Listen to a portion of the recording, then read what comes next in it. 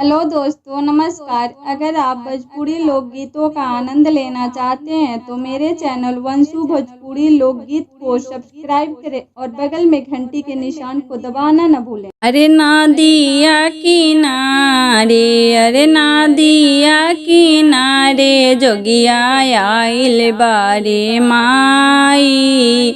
कही तू त जोग सीखे जईती माई। कही तू त जोग सीखे जईती माई। पहिले लियावन, अरे पहिले लियावन तहरो ससुर अहे बेटी। का देव उनका के जबाबा ए बेटी। का देव उनका के जबाबा ए बेटी। अरे पहिले लियावन, अरे पहिले लियावन हमरो ससुर अहे आमा। कह दिह दुलारी धिया पढ़े गली आमा। कह दिह दुलारी धिया पढ़े गली आमा। दूसरे लियावन, अरे दूसरे लियावन तहरो भसुर है बेटी। अरे तीसरे लियावन, अरे तीसरे लियावन तहरो देवर है बेटी।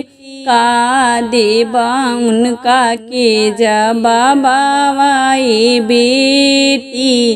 का देव उनका के जबाबा ए बेटी। अरे दूसरे लियावन हमरो भसुर है आमा। अरे हमारो भसुर है आमा। अरे कह दिया दुलारी धिया खेले गली आमा। अरे कह दिया दुलारी धिया खेले गली आमा।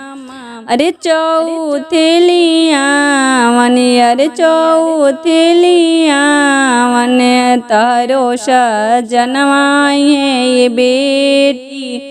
का देव उनका के जबाबा ए बेटी।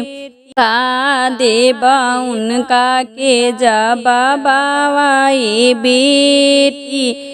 रे चौथे लियावन, अरे चौथे लियावन मोर सजनवा अहे माई। काठ के कठपुतरी बना दिह माई। डोलिया के भीतरी बैठा दिह माई। डोलिया के भीतरी बैठा दिह माई।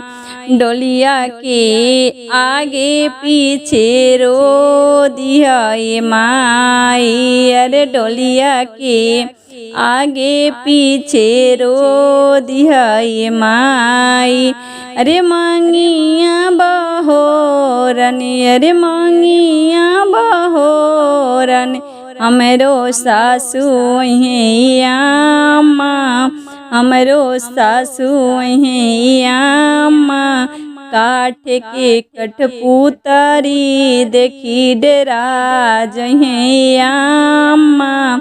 हमारो कवाना दुल्हा के करमिया जरल आमा।